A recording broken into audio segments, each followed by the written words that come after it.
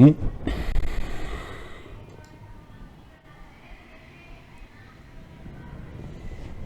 Muy feliz sábado para todos, hermanos. El Señor les bendiga grandemente.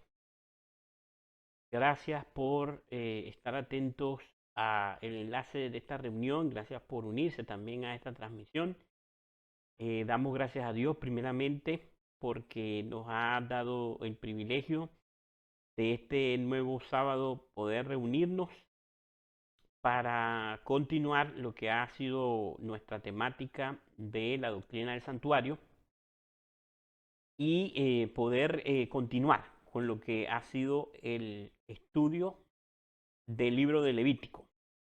Ya esta sección a la cual hemos dado comienzo. eh, el viernes pasado pues tuvimos una interrupción, no pudimos continuar con el estudio. Yo lo grabé en la semana y bueno, estoy por subirlo. Ya compartí el primer capítulo de Levítico, que era el holocausto.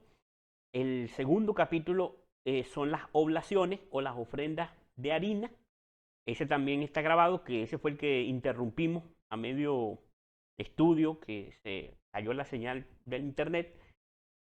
Y bueno, el capítulo que nos corresponde en esta oportunidad es el capítulo número 3. Así que vamos a continuar eh, con estos estudios de manera que podamos tener una visión más profunda de la doctrina del santuario y también poder conocer y estar preparados, sobre todo en este tiempo en que hay tanta confusión y ataques hacia la doctrina del santuario celestial, especialmente digamos, del bando de los adventistas que han pues sido atraídos por las tendencias judaizantes. Entonces, espero que esta serie de estudios nos sirva para nosotros tener una correcta comprensión de las ceremonias, de las fiestas que se realizaban en torno al santuario y nosotros poder saber y comprender cuál es la aplicación genuina, la aplicación verdadera, en especial la aplicación más pertinente para nuestro tiempo. Entonces, vamos a comenzar con el estudio del capítulo 3 de Levítico. Les voy a invitar a que allí donde están, si pueden hacerlo, me acompañen en esta oración para pedir la dirección de nuestro Dios. Oremos. Amado y buen Dios, a ti sea la honra y la gloria por los siglos de los siglos. Gracias, Señor, por tu misericordia extendida hacia cada uno de nosotros al permitirnos nuevamente poder reunirnos en este comienzo de su santo día de reposo. Gracias, Señor, por darnos vida, permitir que podamos llegar hasta estas horas santas y darnos esa nueva semana, Señor, que concluye con este día de reposo. Y le damos las gracias por sus bendiciones, por su compañía, porque nos sostuvo. Y ahora que hemos llegado, Señor, a este su santo día de reposo, queremos suplicarle que podamos entrar verdaderamente en el reposo que usted ha prometido para su pueblo, que podamos descansar de nuestras obras, de nuestras preocupaciones, de nuestros afanes, y podamos de una manera más estrecha entrar en íntima comunión con usted. Bendíganos, permita que sus ángeles estén a nuestro lado para guiarnos en el estudio de esta noche. Perdone, Señor, cualquier cosa, cualquier falta, cualquier error que podamos cometer, guíenos, de tal manera que podamos ser instrumentos propicios y vasos, aunque de barro, estemos vacíos, para que usted pueda colmarnos con su poder, con su sabiduría y con su espíritu. Levántenos con su bendición, con su perdón, con su justicia. Todas estas cosas las pedimos humildemente, pero confiados únicamente en los méritos de Cristo Jesús. Amén. Muy bien, mis hermanos. Entonces vamos a continuar. Voy a compartirles por acá, como es la costumbre, para que podamos hacerlo de una forma más didáctica. Podamos irlo viendo ahí en la pantalla. Bueno, los que están tal vez viendo en sus móviles, claro, es mucho más incómodo, es mucho más impráctico, pero si alguno lo está viendo en la computadora, pues se podrá aprovecharlo un poco más fácilmente. Así que les voy a compartir por acá este documento que tengo por acá donde tengo pues el material que vamos a estar analizando. Y así aprovechamos de ver con claridad el texto bíblico que vamos a estar leyendo. Muy bien, ahí tenemos. Notemos, el capítulo 3 del libro de Levítico. El sacrificio de paz. Disculpen que, bueno, por alguna razón el programa resalta todo como que fuera un error ortográfico, pero bueno. Muy bien. Notemos entonces lo que nos dice el capítulo 3 del libro de Levítico. Habla del sacrificio de paz. Recordemos que el primer capítulo nos habló del holocausto. El primer capítulo menciona que el holocausto es una ofrenda.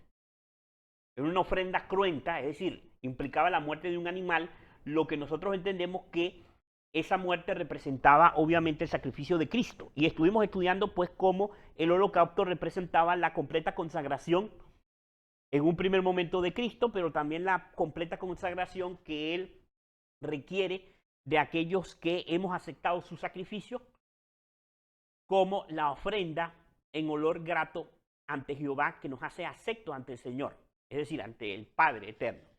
Entonces, el holocausto representa ese aspecto de la muerte de Cristo, del sacrificio de Cristo, donde se pone una completa y plena consagración a la voluntad del Señor.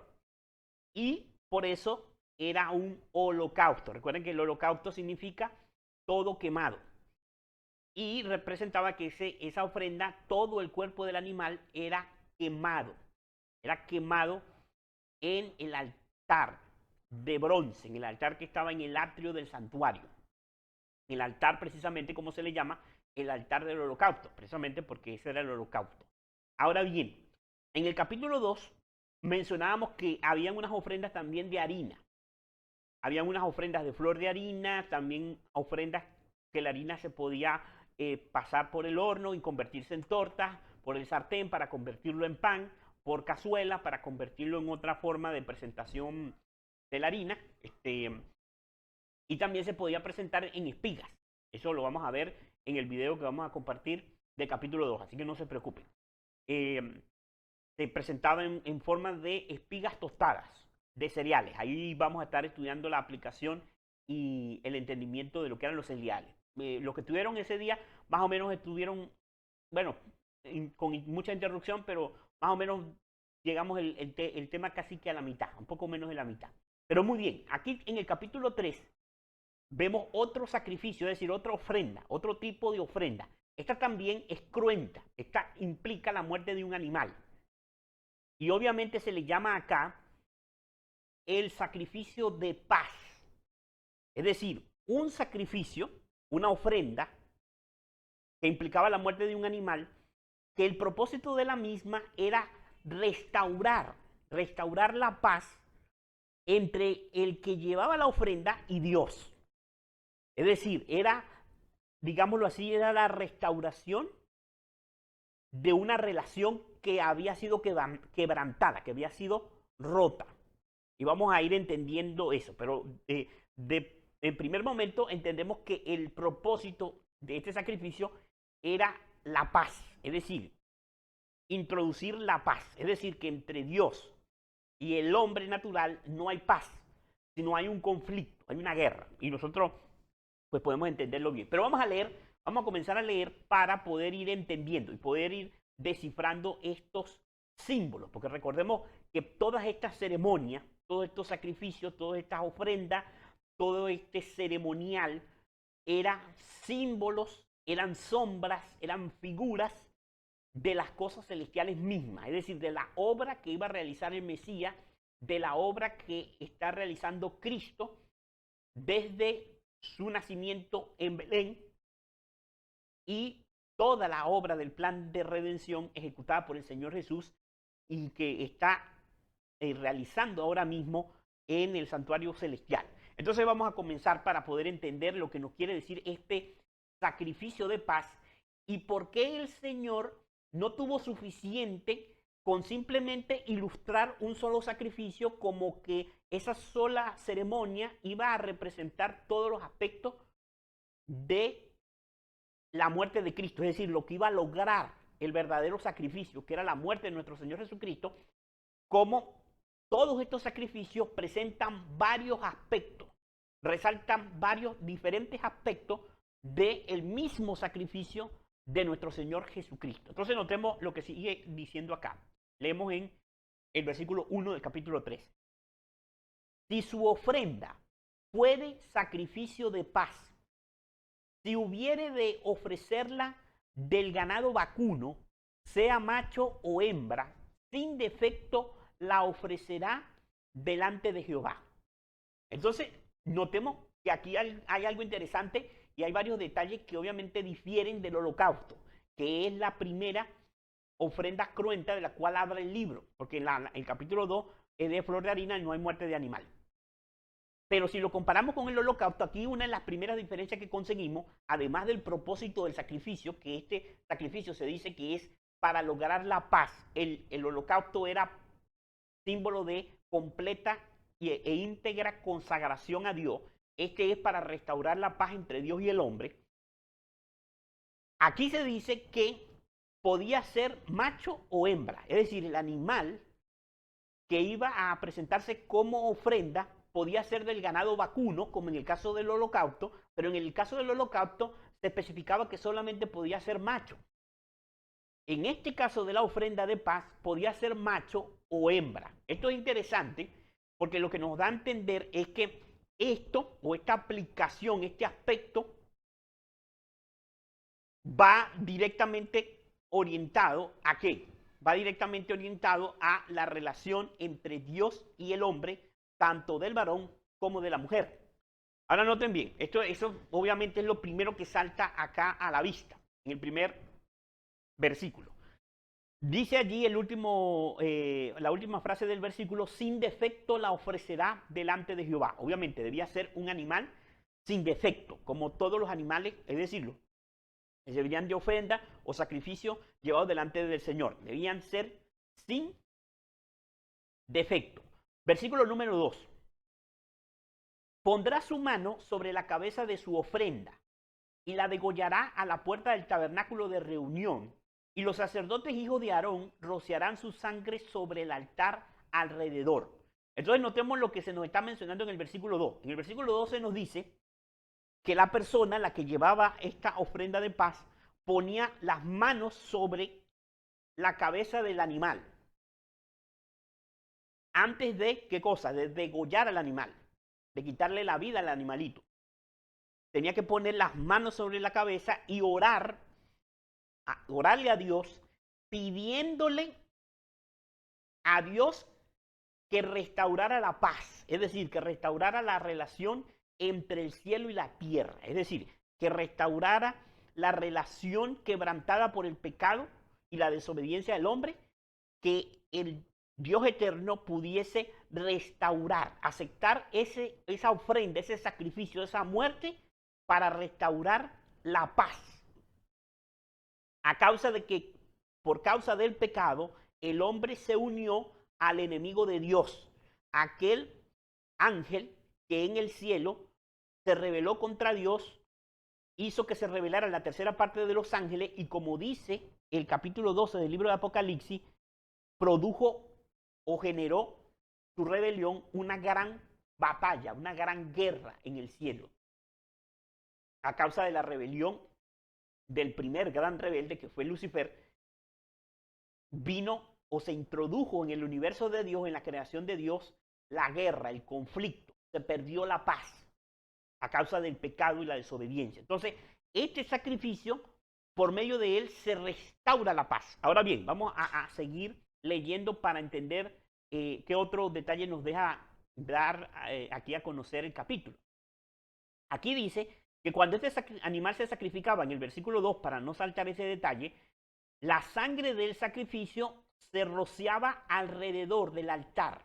Esto es importante, hermano. Es decir, que cuando el sacrificio era degollado, la sangre de ese animal era rociada o vertida, por decirlo así, derramada al pie del altar del holocausto.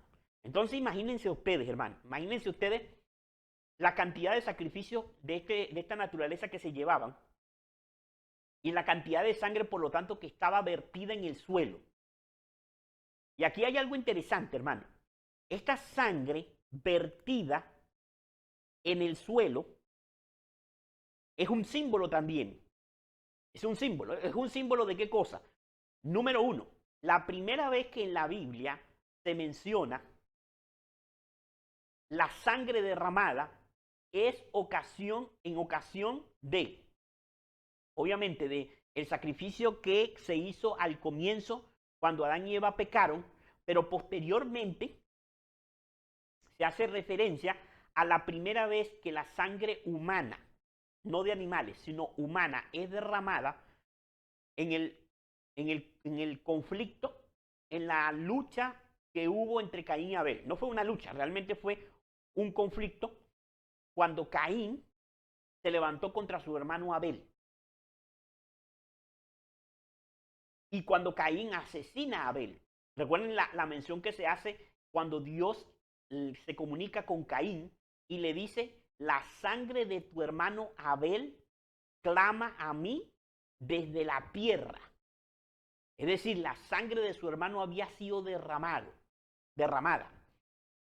Es decir, Abel era el primer mártir. Abel fue el primero que murió por causa de la verdad, por haber reprendido a su hermano Caín al haber hecho incorrectamente, haber desobedecido en cuanto al sacrificio. Entonces él le mata. Su hermano Caín mata a su hermano Abel a causa de su testimonio y Abel se convierte de esa manera en el primer mártir, es decir, en el primero que sufre persecución y en el primero que cae, que ofrece su vida por causa de la verdad de Dios. Este símbolo, entonces, ahora que se usa acá en el sacrificio de paz, en los sacrificios y en las ofrendas cruentas, es de vertir la sangre del sacrificio al pie del altar en la tierra, es decir, en el suelo que estaba alrededor del altar. En el libro de Apocalipsis también vemos eso, vemos esa figura. En el capítulo, en el quinto sello, vemos las almas que están debajo del altar. ¿Como símbolo de qué? De la sangre que estaba al pie del altar. Y dice que ellas claman, ¿hasta cuándo, Señor, nos juzga nuestra sangre de los que moran en la tierra? Porque son la sangre de los que murieron por causa del testimonio de la palabra del Señor, dice el libro de Apocalipsis, es decir, los mártires. En el quinto sello del libro de Apocalipsis está la figura. No dice sangre, pero sí dice que las almas están al pie del altar. Y lo que estaba al pie del altar era la sangre de los holocaustos, la sangre de los sacrificios de paz. Por eso entendemos que en el libro de Apocalipsis no es como lo interpretan erróneamente los católicos, que dicen que los mártires están clamando allá en el purgatorio y no sé, en otro sitio, que Dios les haga justicia. No, esto es un símbolo. Es un símbolo. La sangre es un símbolo de la muerte a causa de la persecución de aquellos que han sido fieles a la voluntad de Dios. Hasta el mismo Señor Jesús, el Hijo de Dios, cuando vino a este mundo, sufrió ese terrible destino. Ahora notemos, sigamos leyendo para continuar. Versículo 3. Luego ofrecerá del sacrificio de paz como ofrenda encendida a Jehová la grosura que cubre los intestinos y toda la grosura que está sobre las entrañas. Noten lo que dice, aquí comienza a hacer diferencias con el holocausto. Aquí dice que se iba a ofrecer sobre el altar la grosura que cubre los intestinos. Cuando estamos hablando de la grosura, nos estamos refiriendo a qué cosa? A la grasa del animal, la grasa. Dice que la grosura que cubrían los intestinos, la grosura que estaba sobre las entrañas, el versículo 4 sigue diciendo, y los dos riñones, la grosura que está sobre ellos, sobre los riñones y sobre los ijares. Y con los riñones quitará la grosura de los intestinos que está sobre el hígado.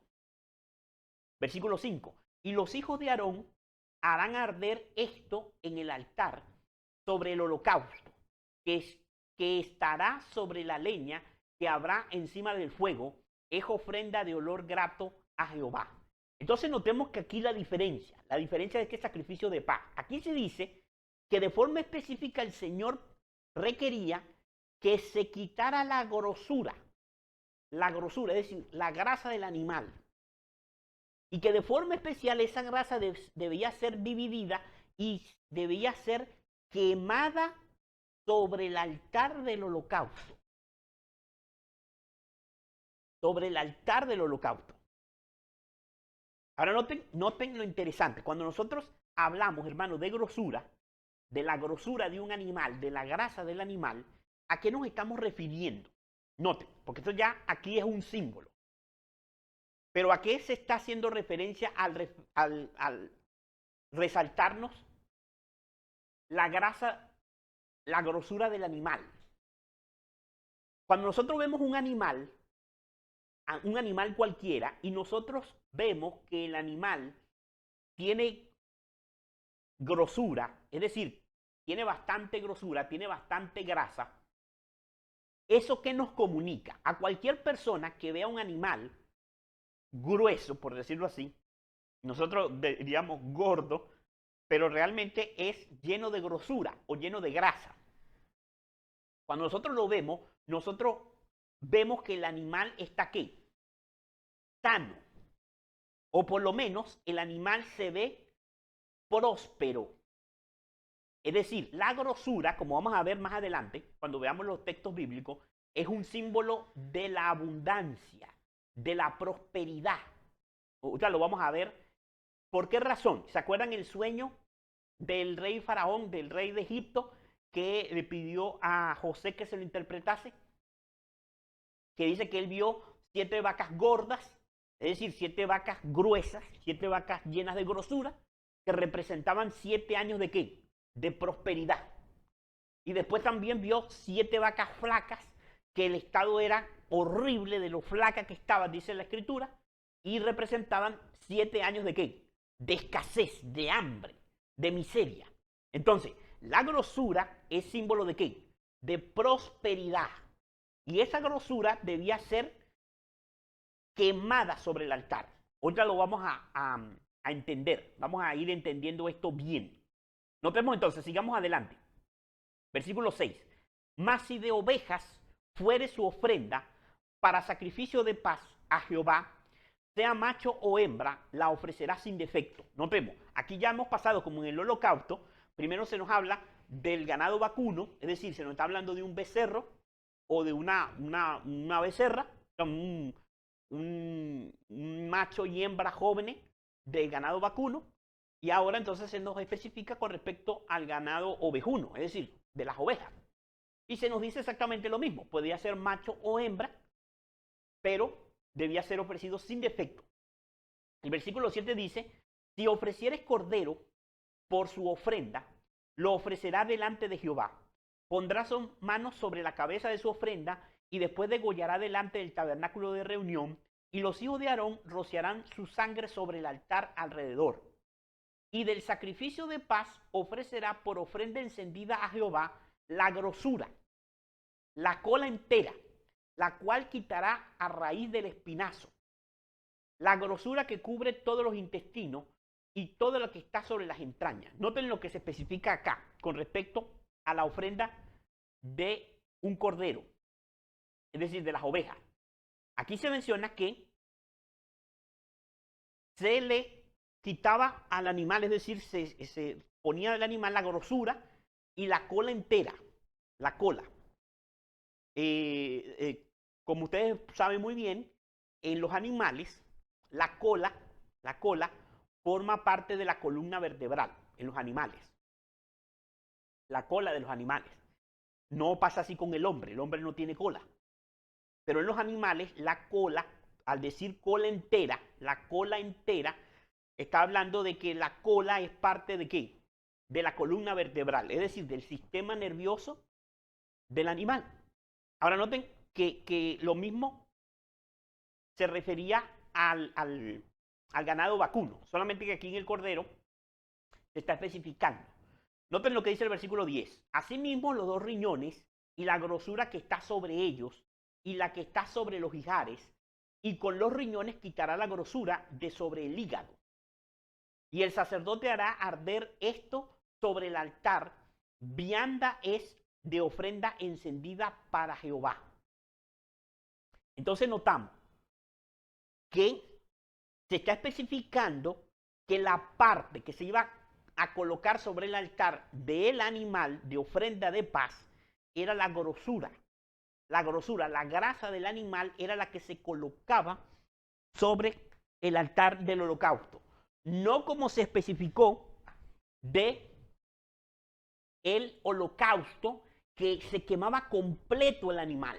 Nos vemos que aquí se está tratando, el Señor está tratando de mostrar un aspecto diferente del sacrificio de Cristo. Y por eso la diferencia entre uno y otro. El holocausto se quemaba de forma íntegra. El cuerpo del animal se dividía en piezas, pero se quemaba todo en el altar. En cambio, este sacrificio, esta ofrenda, se especifica que lo que iba a ser quemado sobre el altar era la grasa del animal. Vamos al versículo 11. Y el sacerdote hará arder esto sobre el altar, vianda es de ofrenda encendida para Jehová. Si fuere cabra su ofrenda, la ofrecerá delante de Jehová, pondrá su mano sobre la cabeza de ella y la degollará delante del tabernáculo de reunión, y los hijos de Aarón rociarán su sangre sobre el altar alrededor. Después ofrecerá de ella su ofrenda encendida a Jehová. La grosura que cubre los intestinos, toda la grosura que está sobre las entrañas, los dos riñones, la grosura que está sobre ellos y la que está sobre los ijares. Y con los riñones quitará la grosura de sobre el hígado. Y el sacerdote hará arder esto sobre el altar. Vianda es de ofrenda que se quema en olor grato a Jehová. Toda la grosura es de Jehová. Estatuto perpetuo será por vuestras edades, donde quiera que habitéis, que ninguna grosura ni ninguna sangre comeréis. Noten este último detalle que se da en el capítulo. Ninguna grosura ni ninguna sangre comeréis. Y aquí esto es muy importante porque esto es un principio de salud, un principio alimenticio, pero en el contexto del santuario. En el libro de Levítico, en su momento, lo vamos a estudiar. Vamos a estudiar el capítulo número 11 del libro de Levítico, donde se nos habla de los animales limpios e inmundos, es decir, los animales que se podían consumir, que Dios permitió que se consumieran, es decir, que se sirvieran de alimento, y los animales que estaban prohibidos. Pero de los animales limpios, de los animales que Dios iba a permitir que se pudieran consumir, estaba estrictamente prohibido el consumo de grasa y el consumo de sangre. Esto es muy importante porque hoy en día hay muchos que pues se refugian en el capítulo 11 del libro de Levítico, y estoy hablando de adventistas, estoy hablando en el mundo adventista, para mencionar que, bueno, el capítulo 11 permite comer animales limpios, carne de animales limpios. Y aunque ellos intentan justificar el consumo de carne con Levítico capítulo 11, eso lo vamos a estudiar en su momento, cuando estudiemos el capítulo 11 vamos a estudiar la relación que hay y la armonía que hay entre el capítulo 11 y la llegada del mensaje de reforma pro salud, en el tiempo en el cual la gran verdad del santuario celestial iba a ser restaurada. Eso lo vamos a estudiar en su momento. Pero lo que quiero mencionar entonces en este momento es que veamos desde aquí, desde el comienzo del libro, que el Señor está prohibiendo el consumo de grosura, de la grasa y de la sangre de los animales limpios. No se podía comer grosura ni se podía comer sangre. Entonces, a la carne había que quitarle toda la grosura, toda la grasa, y también había que vamos a decirlo así, exprimirle, por decirlo de alguna manera, extraerle toda la sangre a la carne. Así que los que se justifican con tanto en este tiempo, me estoy refiriendo a los que consumen o que no han adoptado la reforma pro salud en el mundo adventista, o especialmente a las iglesias, las demás iglesias cristianas que rechazan el mensaje de reforma pro salud, aún tratando de justificar su consumo de carne con Levítico 11, no lo están haciendo correctamente. Están transgrediendo Levítico 11 porque están consumiendo la carne con la grosura y con la sangre. Ahora bien, ese no era el punto que quería mencionar, pero vamos entonces a tratar de descifrar, por decirlo así, interpretar por qué esta ofrenda de paz nos habla acerca de que lo que se quemaba sobre el altar era la grosura del animal. ¿Qué representaba la grosura? Vamos a comenzar a verlo en la escritura. Noten, vamos a comenzar a verlo. Aquí lo tenemos. El significado de la grosura. Notemos en el libro de Job, en el capítulo 36, versículo 16. Noten lo que dice la escritura.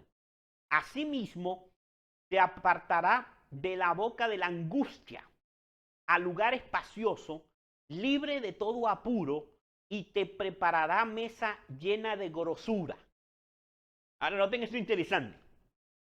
Noten esto interesante. Job 36, 16 nos habla de que Dios, por su providencia, es decir, por su poder, iba a librar a sus hijos de la angustia. Los iba a librar de estrechez. Los iba a librar de una circunstancia apremiante.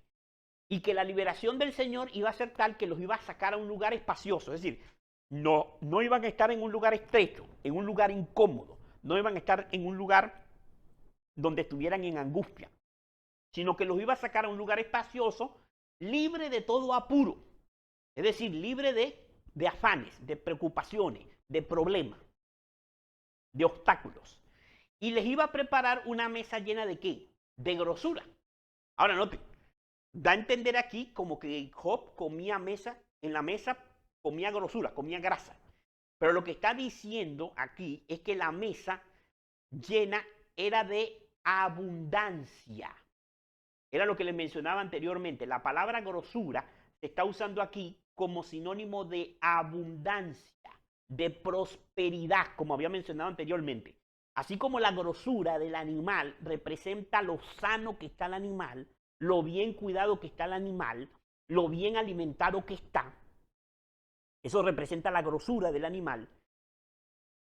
Esto significa es que Dios, en el libro de Job, es que Dios iba a sacar a los justos, a su pueblo, a un lugar, ¿qué cosa?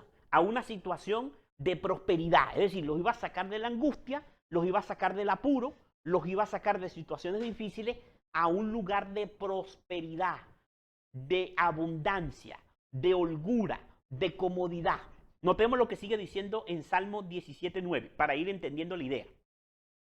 De la vista de los malos que me oprimen y de mis enemigos que buscan mi vida, envueltos están con su grosura, con su boca hablan arrogantemente. Ahora noten bien, en Salmo 17, 9 y 10 se nos hace mención a que los impíos están envueltos en grosura. Y que muchas veces los hijos de Dios son oprimidos por los impíos, porque los impíos, hermanos queridos, muchísimas veces son los que están en condición de ¿qué? De prosperidad, de abundancia, de holgura, les va bien, tienen hasta buena salud. En cambio, los hijos de Dios están ¿qué? Débiles, son pobres y son desventurados. Esta es la realidad que vamos a comenzar a comprender aquí, que estaba implícita en el sacrificio de paz. Y ustedes van a ver por qué razón. O sea, por qué razón el sacrificio de paz tiene relación con esto.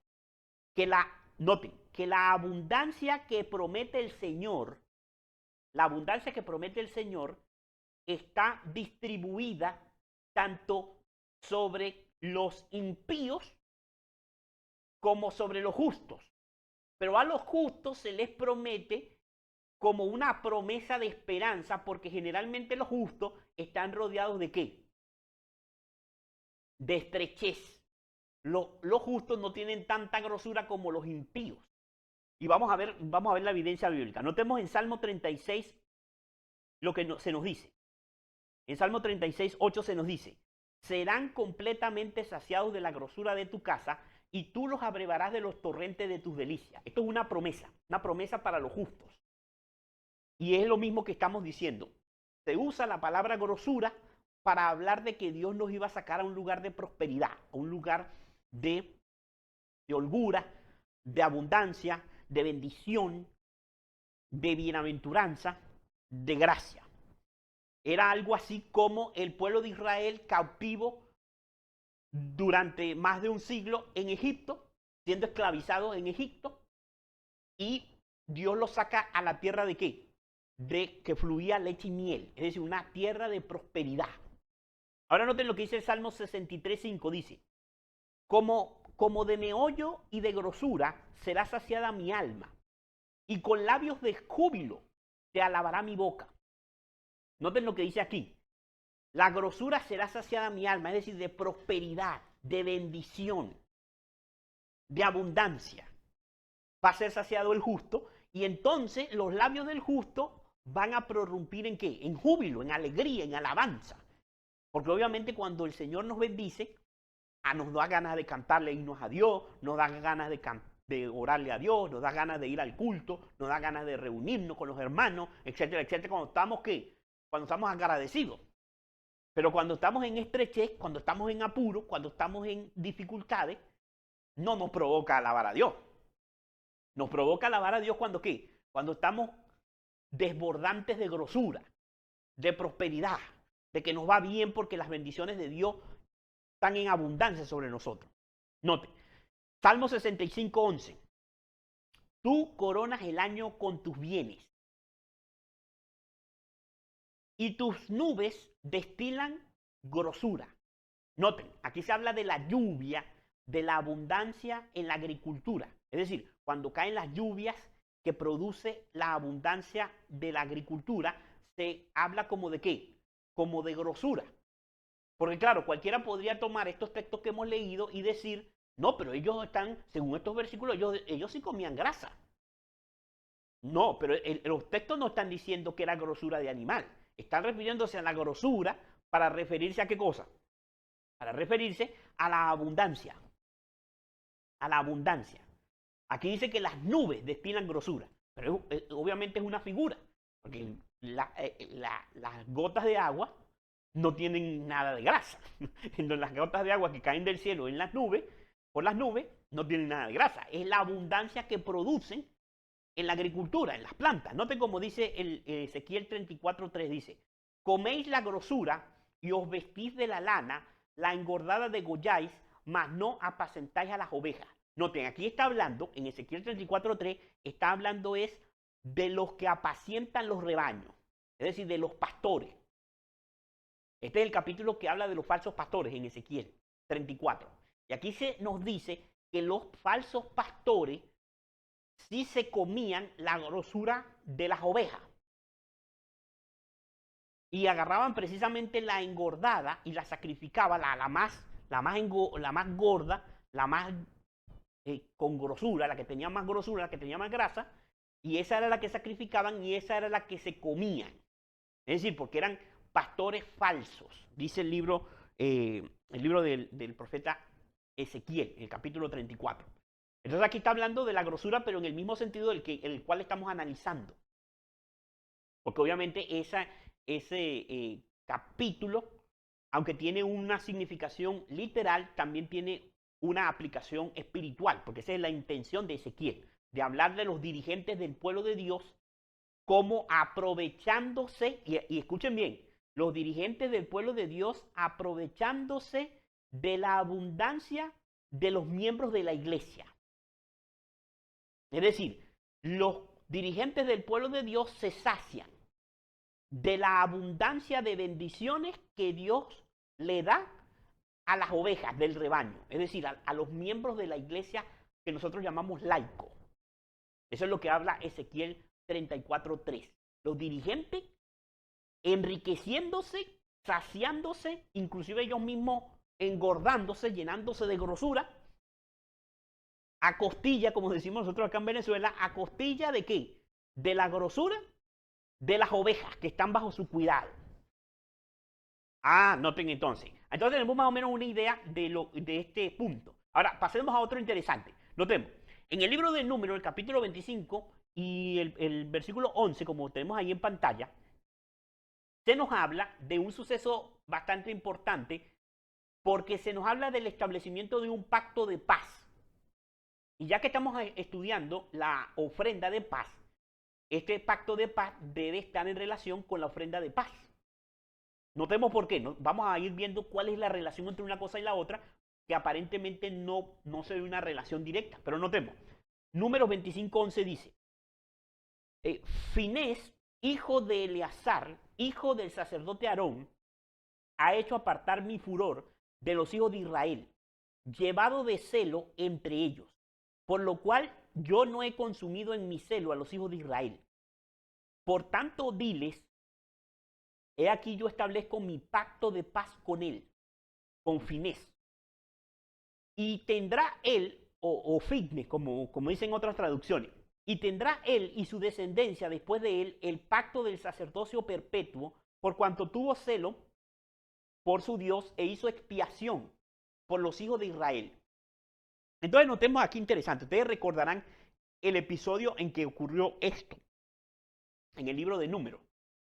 Finés o Finés, como dice esta versión de la Biblia, esta traducción, fue aquel hijo de Eleazar, hijo de Aarón a su vez, que tomó la lanza cuando vio que uno de los príncipes de las tribus de Israel pasó con una madianita delante del santuario y se la llevó a su tienda para fornicar con ella. Y la pasó por todo el frente del santuario a vista de todo el pueblo y a vista de Moisés, a vista de Aarón, a vista del resto de los sacerdotes. El príncipe venía de la fiesta que estaban celebrando a Baal Peor, a orillas del Jordán, precisamente antes de entrar a la tierra de Canaán, y él venía de esas fiestas que eran unas fiestas idolátricas, paganas, eran unas orgías, literalmente orgías sexuales desenfrenadas, idolátricas, de prostitución idolátrica, y él traía una mujer de esa nación pagana que era de allí, de los que habían seducido a los hijos de Israel para que se prostituyesen y fornicasen en pos de Baal, y la traía y entonces la llevó dentro del campamento y la metió en su tienda, y entonces este joven, porque era un muchacho, este Fitness, tomó la lanza, dice que se le pegó atrás, y cuando entró a la tienda dice que los atravesó con la lanza, a la mujer dice que la atravesó por el estómago, por la barriga, y al hombre lo dejó enclavado en la tierra. Porque con el celo y con la fuerza con que los mató a los dos, agarró la lanza y los atravesó a los dos. Obviamente se entiende que los encontró en el mismísimo acto sexual y por eso con un solo golpe de la lanza los atravesó a los dos. Porque los encontró en pleno acto sexual de fornicación. Debido a eso, debido a ese juicio que ejecuta este joven Finés, Dios establece un pacto de paz con él. Ahora, ustedes dirán, bueno, ¿qué relación hay entre eso y lo otro? Ya ustedes van a ver que estamos presentando las diferentes piezas y al final vamos a armar todo, como decir, el rompecabezas. Ahora noten algo interesante. Volviendo al asunto de la prosperidad, de las riquezas y de los impíos. Porque los impíos, hermanos queridos, tienen prosperidad también. Es decir, disfrutan de las bendiciones de Dios. Y en un sentido podríamos decir que muchas veces pareciese ser que disfrutan de más prosperidad que los mismos hijos de Dios. Noten, vamos a leerlo en Job 21:7 en adelante.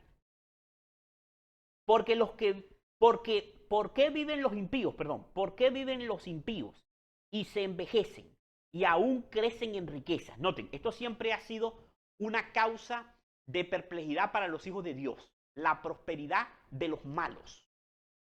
De por qué bendice a los malos. Si las promesas del Señor están para los obedientes y Dios señala las consecuencias de la desobediencia, las maldiciones de la transgresión, ¿por qué los malos prosperan? Eso siempre ha sido causa, eso lo vamos a leer posteriormente en el Espíritu de Profecía, siempre ha sido causa entre los hijos de Dios de, digamos, de sentirse en un sentido contradictorio, es decir, sentirse confundidos, sentirse inclusive, algunos han sentido defraudados, o sea, se sienten que no pueden comprender los designios de Dios en ese sentido. Noten, en Job 21:8 dice, tu descendencia, está hablando de los hijos de los impíos, de los que viene hablando en el versículo anterior, tu descendencia se robustece a su vista. Es decir, los hijos de los malos prosperan. Y sus renuevos están delante de sus ojos, es decir, los nietos. Es decir, son gente que tienen hijos, tienen familia y ven cómo la familia crece porque tienen salud. Ven la salud de los hijos, ven la salud de los nietos, de la gente mala, de los impíos. Está diciendo aquí la Biblia. Job 21:9 dice, sus casas están a salvo de temor, ni viene azote de Dios sobre ellos. Es decir, ellos están seguros, están confiados. Por eso generalmente se la pasan celebrando. Dice, sus toros engendran y no fallan, paren sus vacas y no malogran sus crías. Es decir, tienen prosperidad. El ganado les prospera. Todo lo que hacen les prospera, el negocio les prospera, cada día usted los ve más ricos, cada vez usted los ve, como dicen hoy en día, más emprendedores. A los impíos. Dice el versículo 11, salen sus pequeñuelos como manadas y sus hijos andan saltando. Es decir, tienen alegría y hay gozo en la casa del impío. Noten lo que sigue diciendo. Al son de tamboriles, de cítara saltan y se regocijan al son de la flauta. Son esta clase de personas, hermano, la clase de vecinos que arman las fiestas hasta horas de la madrugada con toda la música a todo volumen. Y usted dice, oye, esta gente todos los fines de semana es una sola fiesta, una sola celebración, debe irles muy bien económicamente, porque se paran tarde, casi no trabajan, los fines de semana es una sola fiesta, son viajes para la playa y distintas distracciones, y prosperan y prosperan. Noten lo que dice el versículo 13, lo dice en el libro de Job, dice, pasan sus días en prosperidad. Y noten como dice aquí, en esta frase del versículo 13, y en paz descienden al Seol. En paz descienden al Seol. Hasta hay unos de ellos que mueren y mueren en su cama. Ni siquiera se dieron cuenta que les sobrevino la muerte, murieron en tranquilidad. Dicen pues a Dios, apártate de nosotros, porque no queremos el conocimiento de tus caminos. Y preguntan los impíos, esta clase de impíos, esta clase de personas, ¿quién es el Todopoderoso para que le sirvamos? ¿Y de qué nos aprovechará que oremos a Él? Noten, estas clases son las clases de personas que prosperan y son impíos porque nunca buscan los caminos de Dios. Jamás buscan los caminos de Dios. Esta clase de personas, noten, esta es una realidad que presenta la Biblia. Esto no es una realidad que nosotros podamos decir, no, bueno, es que eso pasa y otras veces no pasa, pero generalmente no pasa. No, es una realidad que presenta la Escritura. De que la prosperidad está prometida para los justos. Pero los impíos disfrutan de más prosperidad que los justos. Ahora noten bien, noten. Vamos a seguir tratando de entender. Les prometo que después vamos a entender todas y vamos a tomar todas estas piezas y las vamos a juntar. Noten. Los justos y la paz. Notemos. Salmo 7, versículo 3. Jehová Dios mío, yo he hecho esto. Si hay en mis manos iniquidad, si he dado mal pago al que estaba en paz conmigo, antes he libertado al que sin causa era mi enemigo. Noten. Esta es la condición del justo, a diferencia de la que leímos anteriormente en Job. Este es el justo. El justo le dice a Dios y habla con su Dios en oración, le ora al Señor. Y como que dice como Job, alterca con Dios, es decir, le pregunta a Dios por qué Dios actúa de la forma que actúa, porque el justo no entiende la forma como Dios actúa. Entonces, note cómo dice, en mis manos no hay iniquidad, yo no le he dado mal pago a nadie. Note como dice el versículo 4, dice, si he dado mal pago al que estaba en paz conmigo, antes he libertado al que sin causa era mi enemigo. Es decir, el justo le hace bien inclusive a sus enemigos. A sus enemigos le hace bien el justo. Porque el justo tiene enemigos. No es que tiene paz con todo el mundo. No es que no tiene conflicto, que no tiene guerra. No, el justo tiene guerra con la gente, tiene enemigos. Note, persiga el enemigo mi alma y alcáncela, huelle en tierra mi vida y mi honra ponga en el polvo. Note, a veces el enemigo ocasiona eso. Nosotros vemos cómo los enemigos de Dios y de su verdad prosperan en relación con nosotros. Por lo menos, voy a poner un ejemplo, los que hemos sido desfraternizados de la iglesia adventista, nosotros pudimos palpar por nuestra propia experiencia que los enemigos de la verdad, los que sostenían el error, fueron los que quedaron, ¿qué? Los que quedaron dentro de la iglesia, los que quedaron justificados, y nosotros fuimos los que quedamos como señalados de que éramos enemigos de Dios, enemigos de la verdad, enemigos del pueblo de Dios, y que éramos herejes, etcétera, etcétera, etcétera. Ahora noten bien lo que sigue diciendo aquí. Levántate, oh Jehová, en tu ira, álzate en contra de la furia de mis angustiadores y despierta en favor mío el juicio que mandaste. Ahora noten bien. Cristo nos trae la paz. Cristo nos trae la paz. Ahora noten. Isaías 53:5 dice, mas él herido fue por nuestras rebeliones, molido por nuestros pecados, el castigo de nuestra paz fue sobre él, y por su llaga fuimos nosotros curados. Noten, en Isaías 53 se nos dice que Cristo es el Cordero de Dios que quita el pecado del mundo. Y noten, aquí en Isaías 53, capítulo 5, nos dice de forma específica que el sacrificio de paz era un sacrificio que era un tipo de la muerte de Cristo, del sacrificio de Cristo. Noten cómo dice, mas él, es decir, refiriéndose a Jesús, él fue herido por nuestras rebeliones, molido por nuestros pecados, el castigo de nuestra paz fue sobre él, y por su llaga fuimos nosotros curados. Noten aquí es donde comenzamos a entender. Ah, hermano, fíjense, el castigo de nuestra paz cayó sobre Cristo. ¿Cómo es eso de que el castigo de nuestra paz? Ah, hermano, nosotros hemos tenido paz. Nosotros hemos tenido paz cuando no debíamos haber tenido bendición de parte del Señor. Cuando no debíamos haber recibido bendiciones de parte del Señor, el Señor nos dio bendiciones.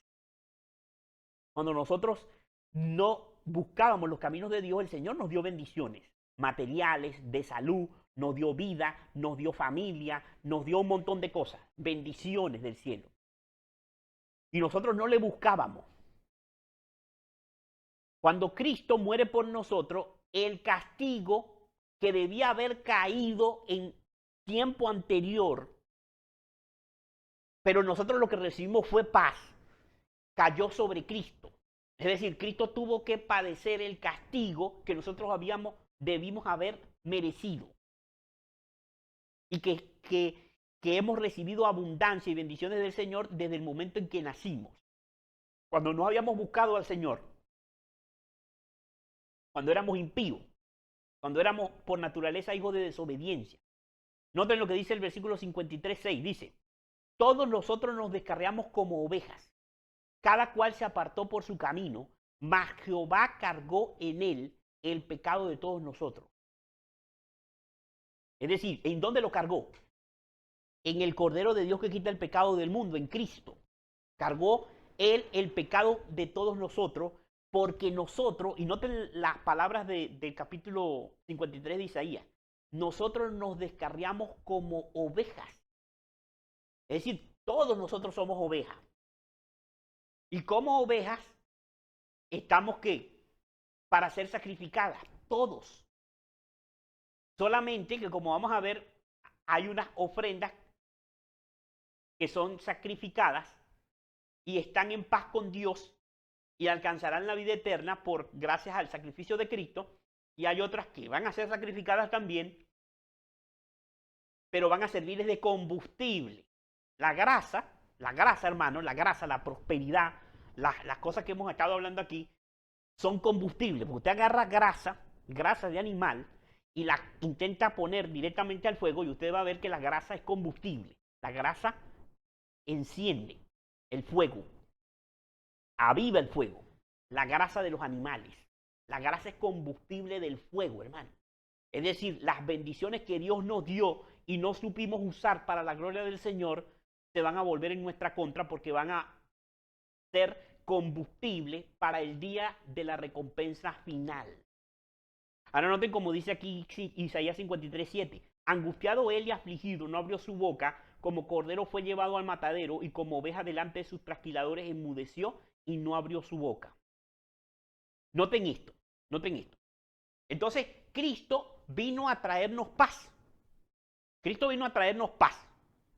Porque Él es el sacrificio de paz. Es decir, Él es la ofrenda de paz. Y gracias a Cristo, ya nosotros no estamos, es decir, todos aquellos que han aceptado a Cristo como su Salvador, ya no están en guerra con el Padre Eterno, con el cielo. Ya hay paz. Pero cuando Cristo estuvo en este mundo, cuando Cristo estuvo aquí, Él dijo: no penséis que he venido para traer paz a la tierra, no he venido para traer paz, sino espada. Entonces aquí nosotros vemos como una contradicción. Porque si Cristo, por medio de Cristo se restaura la paz, ¿por qué Cristo dijo que Él no venía a traer paz, sino espada? Y noten lo que sigue diciendo el Mateo capítulo 10, el versículo 35, dice: porque he venido para poner disensión al hombre contra su padre, a la hija contra su madre, a la nuera contra su suegra, y los enemigos del hombre serán los de su casa. El que ama a padre o a madre más que a mí no es digno de mí, el que ama a hijo o a hija más que a mí no es digno de mí, el que no toma su cruz y sigue en pos de mí no es digno de mí, el que haya su vida la perderá, y el que pierda su vida por causa de mí la hallará. Ahora noten lo que está queriendo aquí decir Cristo, el Señor Jesús. Él dice que no viene a traer paz, porque cuando el justo recibe a Cristo, es decir, cuando el pecador arrepentido recibe a Cristo y recibe por lo tanto la justificación por la fe, el justificado va a entrar en disensión inclusive con los miembros de su propia familia. Con los miembros de su propia familia va a entrar en disensión. Y va a haber o va a sufrir persecución aún de su propia familia. Y el que entonces está buscando los caminos de Dios, el que quiere ser justificado por el sacrificio de Cristo, que acepta a Cristo como ese sacrificio de paz, como el Cordero de Dios que quita el pecado del mundo, como leímos en Isaías 53. Entonces, ¿qué ocurre? Se enfrenta con que hay una guerra, que en vez de tener paz, lo que tiene es guerra, porque tiene guerra con la familia, y no solamente eso, sino que tiene que hacer un sacrificio, hermano, noten aquí. Tiene que tomar su cruz, seguir en pos del Señor, y como dice aquí, no puede amar más al padre o a la madre, a los hijos, a las hijas, a ninguna cosa más que a Cristo. Y tiene que desechar todo eso. Es decir, tiene que despojarse de todo eso. Es decir, tiene que despojarse de las bendiciones que Dios le había dado anteriormente. De la prosperidad. Usted sabe lo que hoy en día, la bendición que es tener a un padre y a una madre vivo. en comparación con personas que han perdido a su padre y a su madre y que han sufrido esa pérdida. Y lo que es la bendición de tener, la bendición de Dios de tenerlos con salud, tenerlos con vida, tener hijos, tener casas, tener propiedades. Él lo dice en otra parte del Evangelio, dice, el que no dejaré madre, esposo, esposa, casas por causa de mí, y dice, aún su propia vida, por causa de mí, no es digno de mí. ¿Y qué es lo que nos está diciendo el Señor? Que yo tome todo eso, todas esas bendiciones que el Señor me dio anteriormente, y que haga con ellas, las sacrifique. Sacrificarse significa que voy a destruirlas o no, o voy a darles muerte, no, que las voy a dejar por causa de Cristo. ¿Por qué las voy a dejar? Porque la madre, el padre, se oponen a la verdad de Dios. El hijo, la hija, se oponen a la verdad de Dios. Y noten cómo dice, porque noten lo que decía en los versículos anteriores. Porque habrá disensión entre el hombre contra su padre, al hijo contra su madre, a la hija contra su madre y la nuera contra su suegra. Los enemigos de un hombre serán los de su propia casa. Entonces, la prosperidad que le había dado anteriormente el Señor le va a ir pidiendo que ¿qué? Que la sacrifique. Ahora noten bien, noten lo que sigue diciendo. Vamos a comenzar a ir a entender. Lucas 12:51. Noten como dice en el Evangelio según San Lucas lo mismo. ¿Penséis que he venido para dar paz en la tierra? Os digo, no, sino disensión. Este versículo aún es más claro. Porque aquí dice, pero pareciera contradictorio, porque si Él es el sacrificio de paz, pero Él dijo, vengo a darles disensión. Note cómo dice, porque de aquí en adelante, 5 en una familia estarán divididos, 3 contra 2, 2 contra 3. Estará dividido el padre contra el hijo contra el padre, la madre contra la hija contra la madre, la suegra contra su nuera y la nuera contra su suegra. Entonces, ¿cómo es que el Evangelio es un mensaje de paz? Noten, vamos a seguir leyendo, noten. Porque el Evangelio es un mensaje de paz, hermano. Porque Romanos 5:1 dice, justificados pues por la fe, tenemos paz para con Dios, por medio de nuestro Señor Jesucristo. El Señor Jesucristo es el sacrificio, la ofrenda de paz. Pero Él dice que Él no viene a traer paz, sino que viene a traer disensión, viene a traer espada. Entonces, ¿cómo entendemos las dos cosas? Notemos.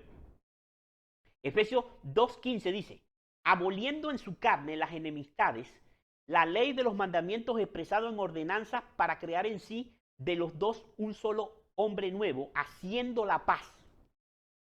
Y mediante la cruz reconciliar con dos a ambos en un solo cuerpo, matando en ellas las enemistades. Y vino y anunció las buenas nuevas de paz a vosotros que estabais lejos y a los que están cerca. Cristo es el sacrificio de paz. Cristo es la ofrenda de paz. Cristo vino a traer paz. Pero Él dijo que no venía a traer paz sino disensión. Entonces, ¿cómo conciliamos esas dos ideas? Noten, hermano, noten. Volviendo al asunto de la prosperidad de los impíos.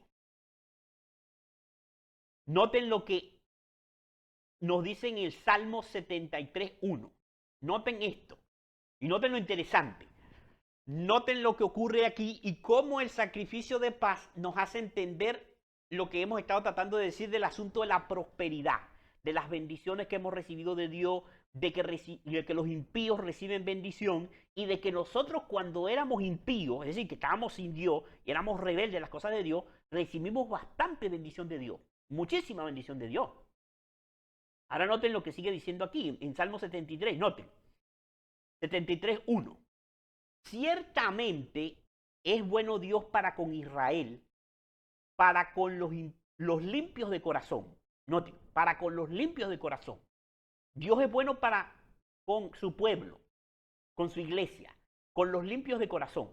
Versículo 2 de Salmo 73. En cuanto a mí, casi se deslizaron mis pies, por poco resbalaron mis pasos. Noten, él está hablando de una apostasía. Está hablando después de que servía a Dios. Después de que él servía a Dios, dice que casi se deslizaron sus pies. Es decir, casi tuvo una caída, casi se resbala.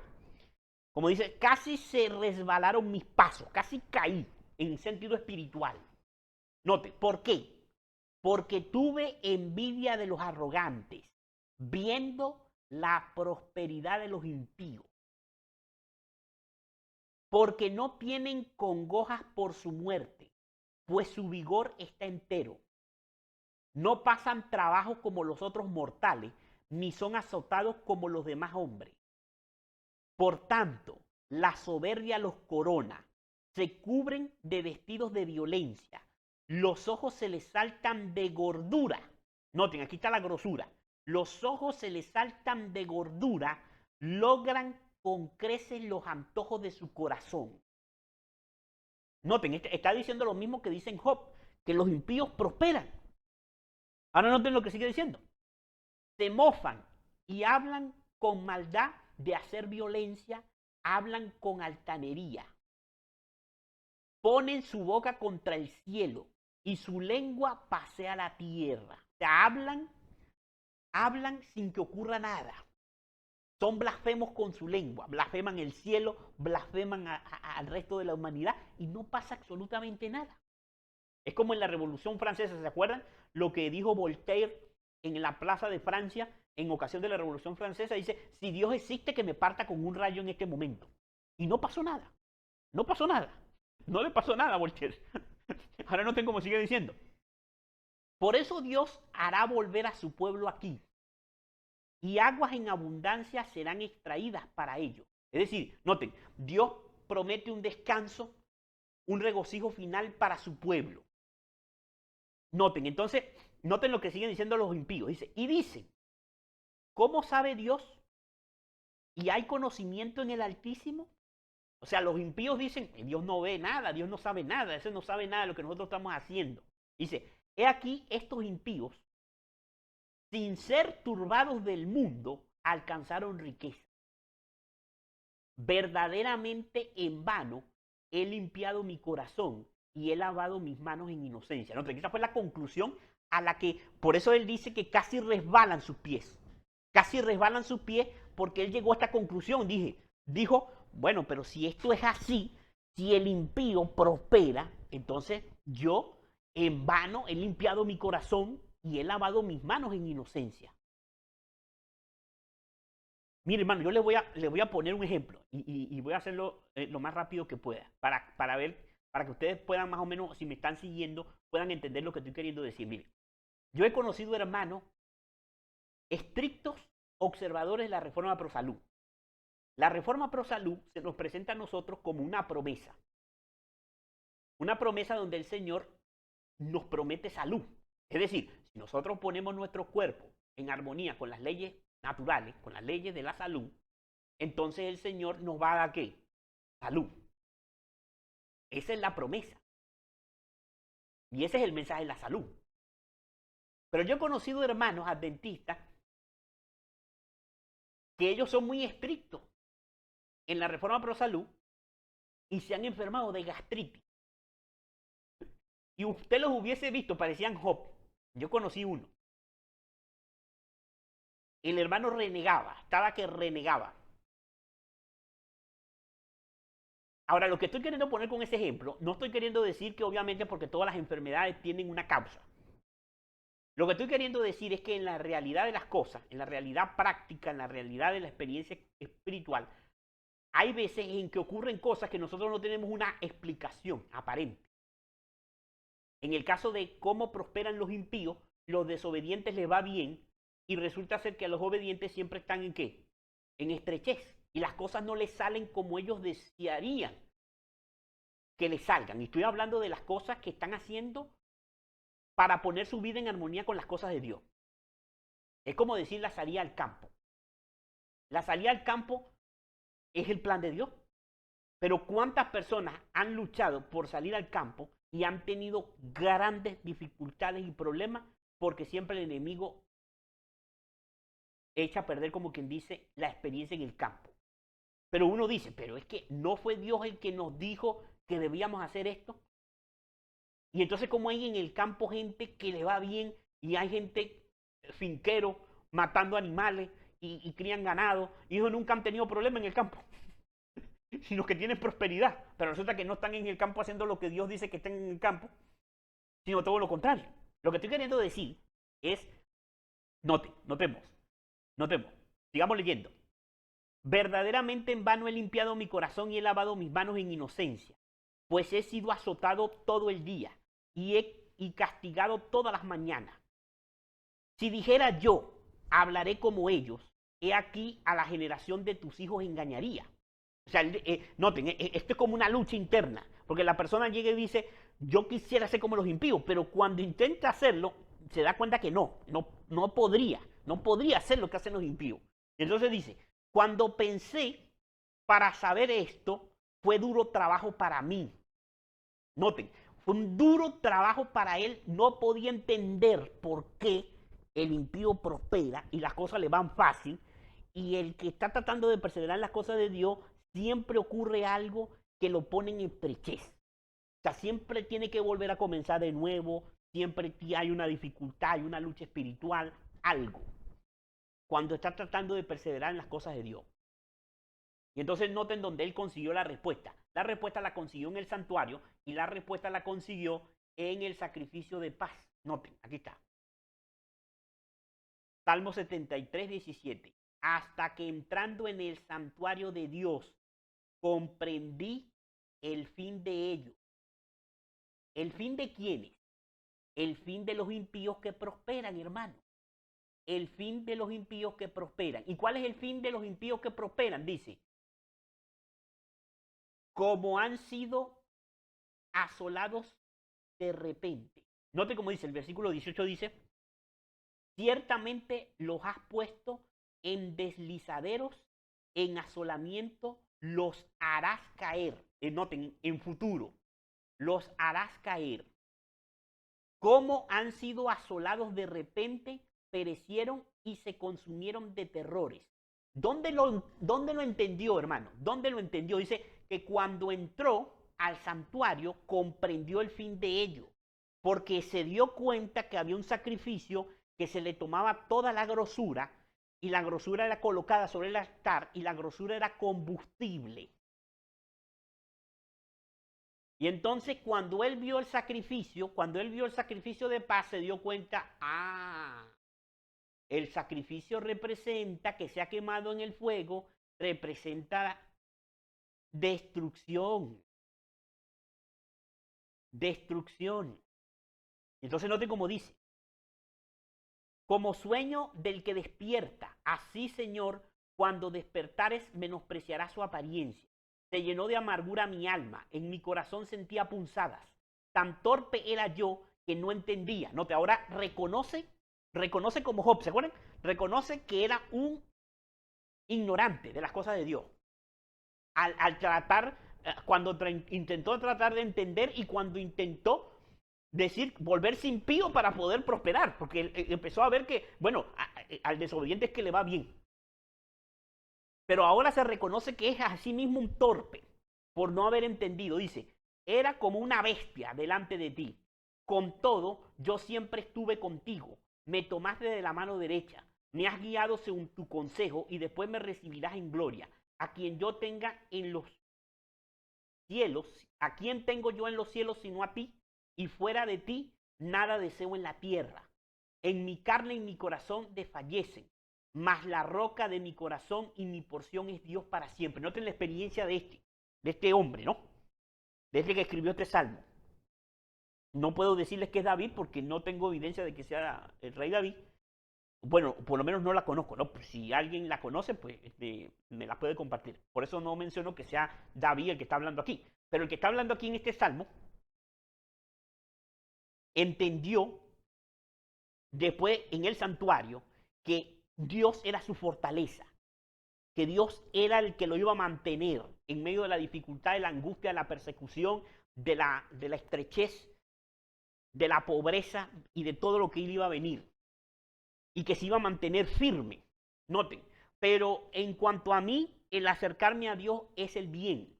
He puesto en Jehová el Señor mi esperanza para contar todas sus obras.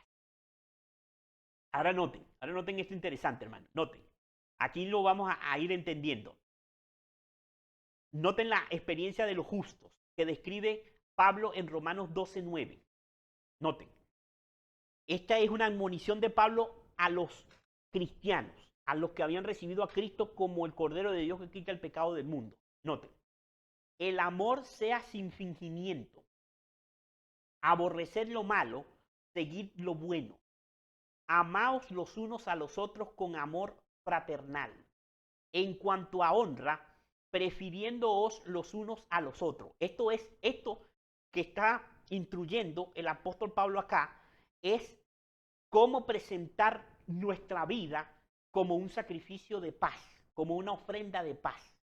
Después de haber disfrutado o habernos beneficiado de la paz que obtenemos gracias al sacrificio de Cristo, nosotros como cristianos debemos presentar nuestra vida como un sacrificio de paz. ¿Y cómo hacemos eso?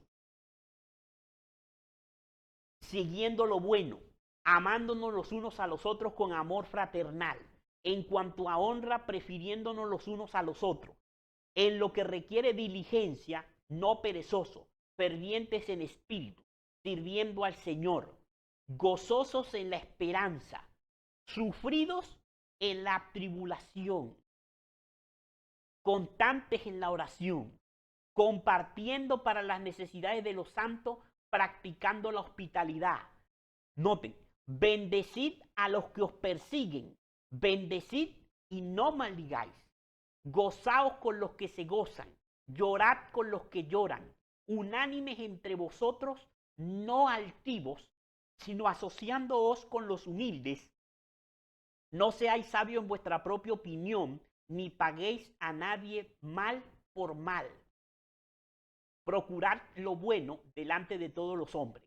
Notemos entonces lo que nos está diciendo aquí. Los siervos de Dios han sido perseguidos por los impíos a través de todas las edades. Es decir, los hijos de Dios han sido perseguidos por los que no aceptan la verdad, por los que rechazan la verdad. Los que rechazan la verdad prosperan, mientras que los que reciben la verdad no siempre prosperan, o no todo el tiempo prosperan. Y en medio de esas dificultades, en medio de esas tribulaciones, en medio de esas perplejidades, el cristiano debe sacrificar lo que tiene, sacrificar lo que le ha sido dado en ocasiones anteriores de prosperidad, debe presentarlo ante Dios para consumirlo en la obra de Dios, por la causa de Dios y por la causa de la verdad. Y entonces noten como dice el versículo 18 de Romanos 12. Si es posible, en cuanto dependa de vosotros, estad en paz con todos los hombres. Noten, esto es lo que representa para nosotros el sacrificio de la ofrenda de paz. Después de aplicarla a Cristo, ¿cómo debe aplicarse ahora al creyente, al cristiano, al que ha aceptado a Cristo como su ofrenda de paz? Debe estar en paz en cuanto dependa de él. Debe estar en paz con todos los hombres. O sea que nosotros no debemos estar en conflicto con nadie cuando nosotros somos los conflictivos. Es decir, cuando el conflicto se origina en nosotros, cuando nosotros somos la causa del conflicto. Los conflictos, mis hermanos, que nosotros vamos a tener, siempre tienen que venir, ¿qué? De otros, nunca de nosotros. Y esto es muy importante porque esto es una verdad del cristianismo fundamental. Nosotros, hermanos, no tenemos enemigos. Fíjense, yo hablo de mi experiencia personal. Yo no tengo enemigos. Eduardo Ortiz no tiene enemigos porque yo no considero a nadie mi enemigo. Sin embargo, hermano, hay mucha gente, muchísima gente, inclusive más gente de la que yo creo que existe, que sí se consideran mis enemigos. ¿Y ustedes saben por qué? Por causa de lo que predico, por causa de lo que creo. Porque mis enemigos, hermano, son pastores, son gente que predica o que dicen predicar, son mis enemigos. Yo no tengo enemigos, yo no siento que tengo enemigos, pero continuamente estoy rodeado de ¿qué? De controversias, de problemas, de disputas, de conflictos, de peleas doctrinales, etcétera, etcétera, etcétera. ¿Por qué? Yo no tengo enemigo. Pero hay gente que sí se constituyen en enemigos nuestros. Es lo que estoy queriendo decir. Nosotros no debemos tener enemigos, ni debemos considerar a nadie enemigo nuestro. Pero eso no quiere decir que no tengamos enemigos. Porque vamos a tener enemigos únicamente por causa de la verdad. Ahora noten bien, ¿qué es lo que estoy queriendo decir con esto? Ahorita lo vamos a entender cuando leamos la cita del Espíritu de Profecía. Ya estamos casi al final. Noten, no os venguéis vosotros mismos, amados míos, sino dejad lugar, noten esto, sino dejad lugar a la ira de Dios, porque escrito está, mía es la venganza, yo pagaré, dice el Señor. Ahora, noten, ¿cuándo es que viene el pago? ¿Cuándo es que viene el pago? Noten, así que si tu enemigo tuviere hambre, noten el enemigo, noten cómo está diciendo, tu enemigo, o sea, mi enemigo. Así que si mi enemigo tiene hambre, tengo que darle de comer, dice ahí. Si tuviere sed, tengo que darle de beber, pues haciendo esto, ascuas de fuego amontonará sobre su cabeza. Noten lo que está diciendo aquí, ascuas de fuego. Cuando yo me sacrifico por causa de la verdad y pongo todo lo que tengo por causa de la verdad y por causa de la causa de Dios, y muchas veces lo que hago es perder, o generalmente lo que hacemos es perder, perdemos recursos económicos, propiedades, perdemos amistades, perdemos relaciones, etcétera, etcétera, etcétera, perdemos casi todo lo que tenemos por causa de la verdad de Dios. Aquellos que son nuestros enemigos, en la verdad y en las cosas espirituales, están amontonando ascuas sobre su cabeza. Porque las bendiciones que yo estoy sacrificando y las bendiciones que ellos están disfrutando a su vez, porque se están quitándome a mí para ellos tener, es ascua sobre su cabeza. Es decir, es grosura. Es grosura que se les acumula sobre la cabeza, que va a ser combustible en el día del castigo final. Y entonces noten como dice aquí, el apóstol Pablo lo sigue diciendo en Hebreos capítulo 12, versículo 14, dice, seguid la paz con todos y la santidad sin la cual nadie verá al Señor. Nadie, hermano, va a ver al Señor si no está en paz con todos los hombres y en santidad. Si no es santo, como Dios es santo, y está en paz con todos los hombres. En cuanto depende de Él, entiéndase bien, en cuanto depende de nosotros, en lo que depende de nosotros, nosotros debemos estar en paz con todos los hombres. Que todos los demás hombres del planeta estén contra nosotros, eso es otro detalle. Y tiene otra razón. Noten, cita el Espíritu de Profecía, aquí ya estoy terminando, hermano. Todos los que están en la escuela de Dios necesitan de una hora tranquila para la meditación, a solas consigo mismo, con la naturaleza y con Dios. Cada uno de nosotros ha de escuchar la voz de Dios hablar a su corazón. Cuando toda voz ha sido silenciada y tranquilos en su presencia, esperamos el silencio del alma hace más perceptible la voz de Dios. Él nos dice, estad quietos y conoced que yo soy Dios. En medio de la presurosa multitud y de las intensas actividades de la vida, el que así se refrigera se verá envuelto en un ambiente de luz y paz. Recibirá un nuevo caudal de fuerzas físicas y mental. Hermanos, necesitamos momentos de retiro con Dios.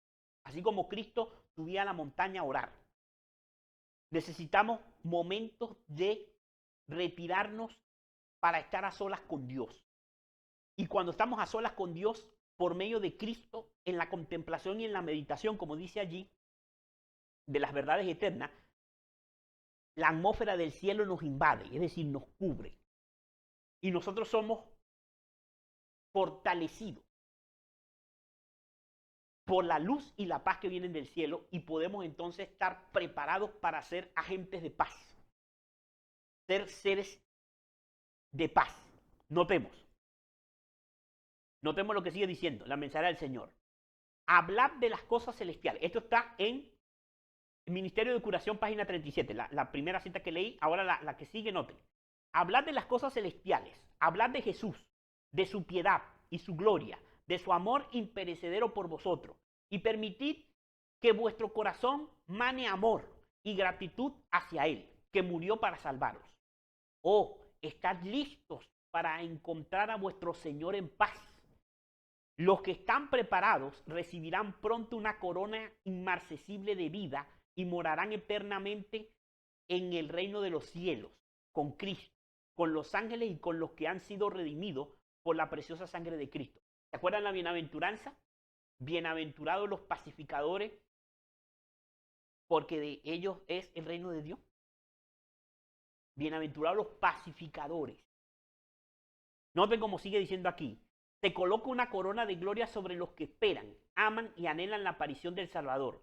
Los que esperan son los que serán coronados de gloria, honor e inmortalidad. No necesitáis hablar de los honores del mundo o de las alabanzas de los que el mundo considera grandes.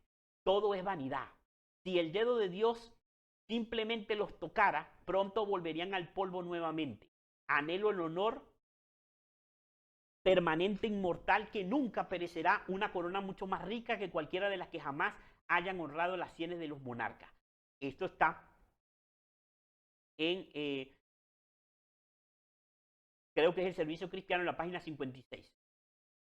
Si no estoy mal. Ahora notemos bien otra declaración. Esta es mucho más clara. Notemos. Conflicto de los siglos. ¿Cómo pues? Esto está respondiendo a la interrogante que planteé de que esa aparente contradicción de por qué Cristo es el que restaura la paz y por qué el Evangelio se le conoce como un mensaje de paz, porque produce paz entre el creyente y Dios y nos llama a que nos amemos los unos a los otros. Y sin embargo Jesús dijo, no he venido a traer paz sino espada. Ahora noten cómo lo explica la hermana White. ¿Cómo pues puede llamarse el Evangelio un mensaje de paz? Cuando Isaías predijo el nacimiento del Mesías, le confirió el título el príncipe de paz. Cuando los ángeles anunciaron a los pastores que Cristo había nacido, cantaron sobre los valles de Belén, gloria en las alturas a Dios y en la tierra paz, buena voluntad para con los hombres. Hay contradicción aparente entre estas declaraciones proféticas y las palabras de Cristo, no vine a traer paz sino espada. Pero si se las entiende correctamente, se nota armonía perfecta entre ellas. ¿Se acuerdan de lo que estuvimos estudiando el miércoles? De las contradicciones. Bueno, este es un ejemplo de eso. Pero si se las entiende correctamente, se nota armonía perfecta entre ellas. El Evangelio es un mensaje de paz. El cristianismo es un sistema que, de ser recibido y practicado, derramaría paz, armonía y dicha por toda la tierra. Noten, el Evangelio es un mensaje de paz. El cristianismo, hermano, el cristianismo práctico, si fuese ejecutado en su forma más simple y fundamental por los habitantes del mundo, habría paz, habría armonía, habría dicha en el mundo, no habría guerra. Pero entonces, ¿por qué Cristo dijo, no he venido a traer paz? Noten, la religión de Cristo uniría en estrecha fraternidad a todos los que aceptan sus enseñanzas. La misión de Jesús consistió en reconciliar a los hombres con Dios y así a unos con otros. Pero el mundo, en su mayoría, se halla bajo el dominio de Satanás, el enemigo más encarnizado de Cristo. Es decir, el gran rebelde que comenzó la guerra en el cielo. Por él fue que se perdió la paz. Ahora noten lo que sigue diciendo. El Evangelio presenta a los hombres principios de vida que contrastan por completo con sus hábitos y deseos, y por esto se rebelan contra él. El Evangelio, el mensaje de paz, presenta reprensiones contra los hábitos y deseos de los hombres impíos. Y por esto los hombres impíos se levantan contra el mensaje de paz. Aborrecen la pureza, que no pone de manifiesto y condena sus pecados, y persiguen y dan muerte a quienes los instan a reconocer sus sagrados y justos requerimientos. Esto fue lo que pasó con Caín y Abel. Con Abel, que fue el primer mártir. Que su sangre cayó sobre la tierra y el Señor dijo, la sangre de tu hermano Abel clama a mí desde la tierra, así como la sangre del sacrificio de paz era derramada al pie del altar. Dice, por esto, es decir, por los odios y disensiones que despiertan las verdades que trae consigo el Evangelio, se le llama una espada.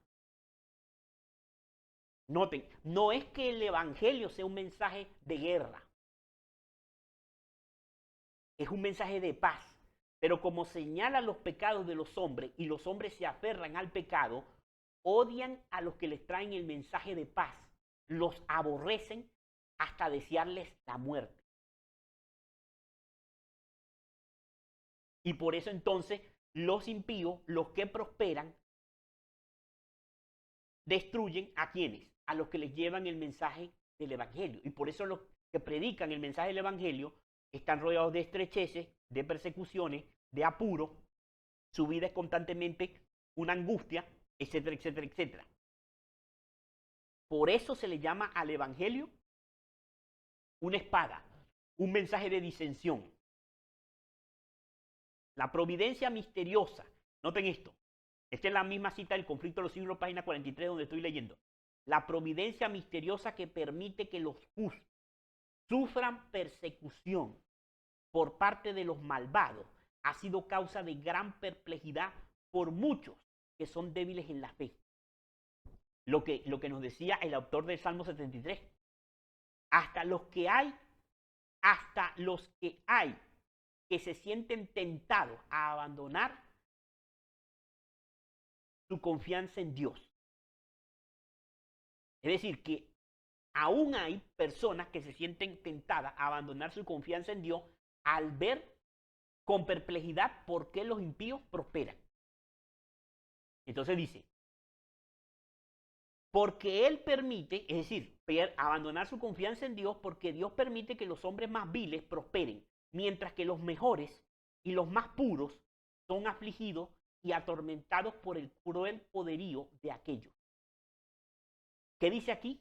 ¿Quiénes son los que prosperan, hermano? Los hombres más viles. Y los mejores hombres no prosperan. Noten, ¿cómo es posible, dicen ellos, que uno que es todo justicia y misericordia y cuyo poder es infinito tolere tanta injusticia y opresión? Es una cuestión que no nos incumbe. Dios nos ha dado suficiente evidencia de su amor y no debemos dudar de su bondad porque no entendemos los actos de su providencia. Previendo las dudas que asaltarían a sus discípulos en los días de prueba y oscuridad, el Salvador les dijo, acordaos de las palabras que yo os he dicho. ¿No es el siervo mayor que su Señor? Si a mí me han perseguido, también a vosotros os perseguirán. Jesús sufrió por nosotros más de lo que cualquiera de sus discípulos pudiera sufrir al ser víctima de la crueldad de los malvados. Los que son llamados a sufrir la tortura y el martirio no hacen más que seguir las huellas del amado Hijo de Dios. El Señor no tarda su promesa, segunda de Pedro 3:9. Él no se olvida de sus hijos ni los abandona, pero permite a los malvados que pongan de manifiesto su verdadero carácter para que ninguno de los que quieran hacer la voluntad de Dios sea engañado con respecto a ellos.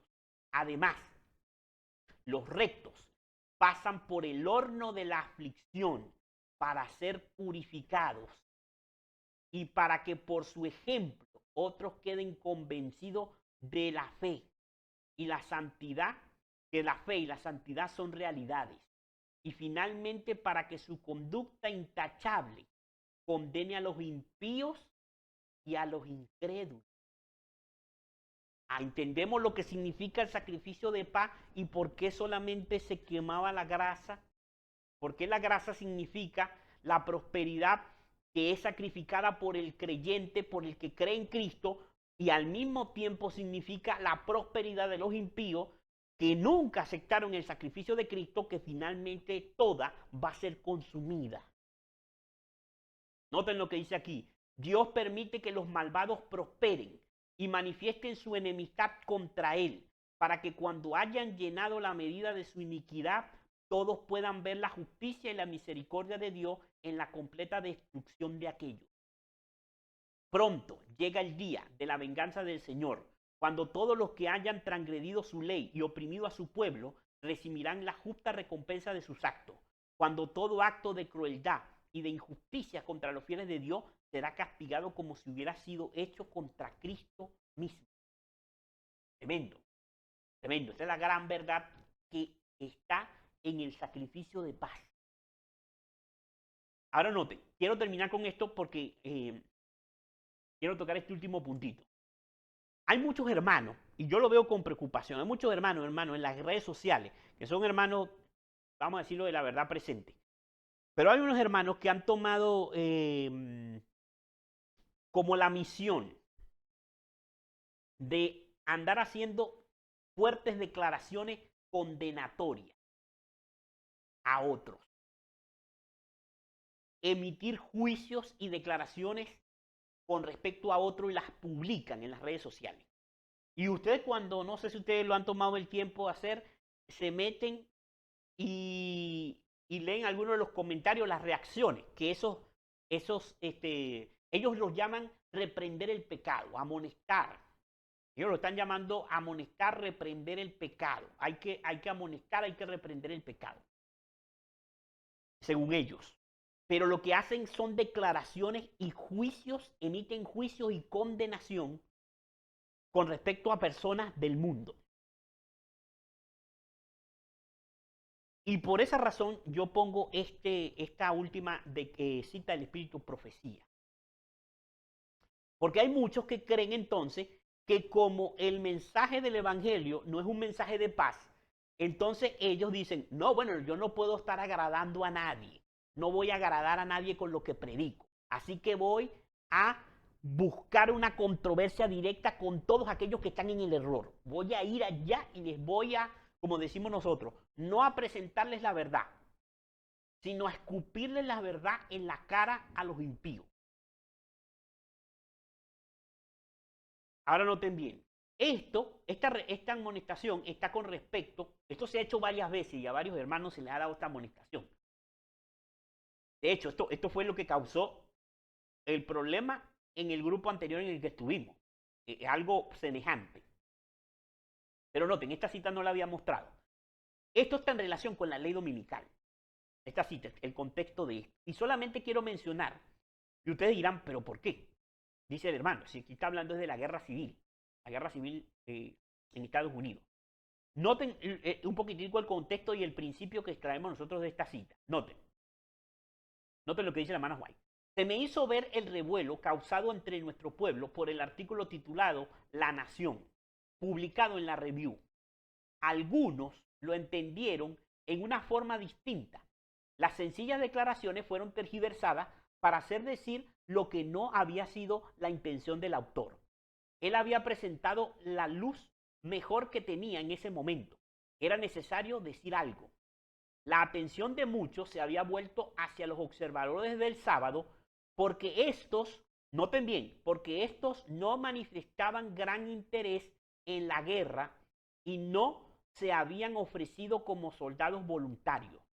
Noten, esto está hablando aquí de la guerra entre el norte y el sur. Es decir, el norte en Estados Unidos, ustedes lo conocen muy bien porque lo han visto hasta en películas, el norte estaba en contra de la esclavitud y los del sur estaban a favor de la esclavitud. Cuando se desató esa guerra en Estados Unidos, era un grave problema político. Era un problema político y todo el país estaba sumergido en esa lucha.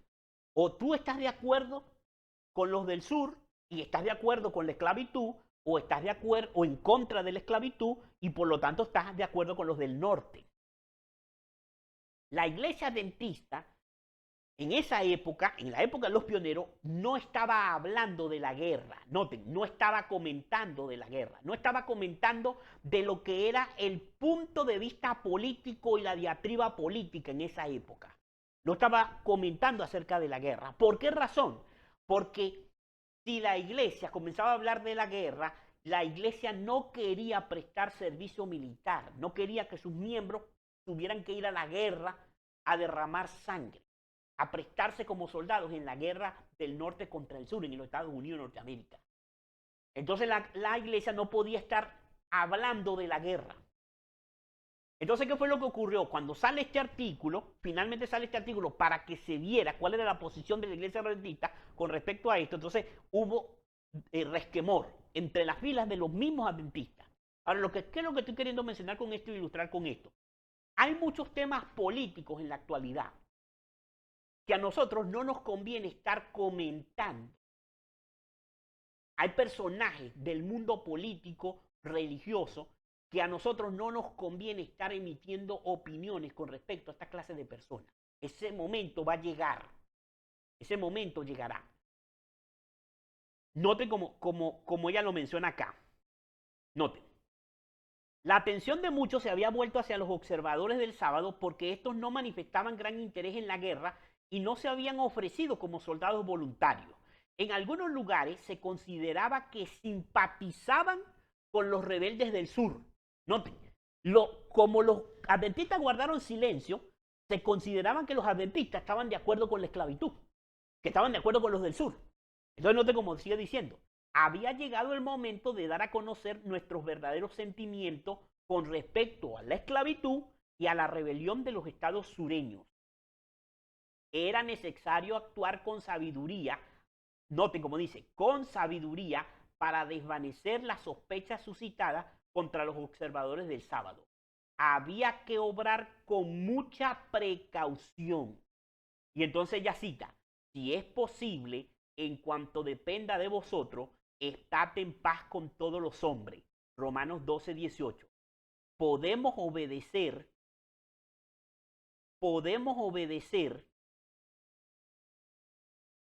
noten, podemos obedecer esta amonestación sin sacrificar ningún principio de nuestra fe.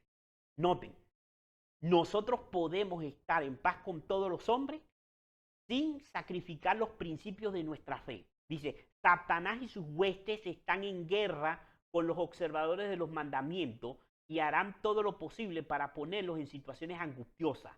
No debieran ellos mismos crearse problemas debido a su falta de discreción.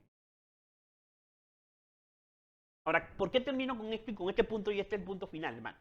¿Por qué termino con esto? Porque hay muchos hermanos imprudentes en redes sociales que lo que están haciendo es arrojar oprobio por sus acusaciones y declaraciones poco precavidas y poco juiciosas de los acontecimientos políticos y de las diatribas y tendencias políticas y discusiones políticas de nuestro tiempo. Se ponen a hablar directamente de personas del gobierno, se ponen a hablar de personas que han sido asesinadas en público y emiten juicio. Y esto lo único que causa es que rechazo de las personas que tienen alrededor. En cuanto dependa de nosotros, debemos estar en paz con todos los hombres. No debemos buscar conflicto, justificándonos y que lo hacemos por causa de la verdad de los tres ángeles. Los conflictos van a venir a todos aquellos que sean fieles a la verdad. El conflicto va a venir a usted. No vaya a buscar conflicto, ni vaya a buscar guerra, ni confrontación con los enemigos de la verdad. Los enemigos de la verdad son los que van a venir a nosotros. Si nosotros somos fieles y nos mantenemos siguiendo el ejemplo de Cristo. Ojalá nosotros podamos entender esto, para que podamos entender lo que realmente significa el sacrificio de paz que se encuentra en el capítulo 3 del libro del Levítico. El Señor me les bendiga, hermano. El Señor me les guarde. Gracias por su paciencia, gracias por su atención. El Señor les guarde. Este tema está siendo grabado y en las próximas semanas va a ser compartido los enlaces para que cualquiera pueda volver a repetirlo en YouTube. Que el Señor les bendiga. La invitación es para mañana, para que podamos, con la ayuda de nuestro Dios primeramente, continuar con los estudios de Apocalipsis que hemos comenzar a estudiar las grandes líneas proféticas del libro de Apocalipsis, que es la primera, que es las 7 iglesias. Que el Señor les bendiga, que tengan una feliz noche, que puedan descansar y que puedan alcanzar la paz con el Señor, que puedan ir a sus lugares de descanso en tranquilidad, que su conciencia esté en paz con su Creador, con Dios, por medio del sacrificio de Cristo Jesús. Si alguno tiene algún conflicto, alguna dificultad, algún conflicto persona con algún familiar, si no es por causa de la verdad, deje allí su ofrenda, como dice el sabio Salomón, y vaya y arréglese con su hermano. Y haga las paces. No vale la pena tener conflicto por otra cosa que no sea la verdad, hermano. Y aún con todo, y que somos llamados a defender la verdad, y que somos llamados a entrar en conflicto por la verdad, no debemos buscar controversia por la verdad. Nosotros somos y debemos ser pacificadores, como Cristo lo fue. Pero en su debido momento, lo que predicamos y lo que somos y lo que creemos nos va a llevar a la controversia. No seamos nosotros hallados buscando la controversia. Que la controversia nos encuentre, que nos tropecemos con la controversia, pero no buscando pelear ni discutir, sino seguir el ejemplo de Cristo. Que el Señor me les bendiga a todos y que el Señor les guarde. Pasen todos feliz noche.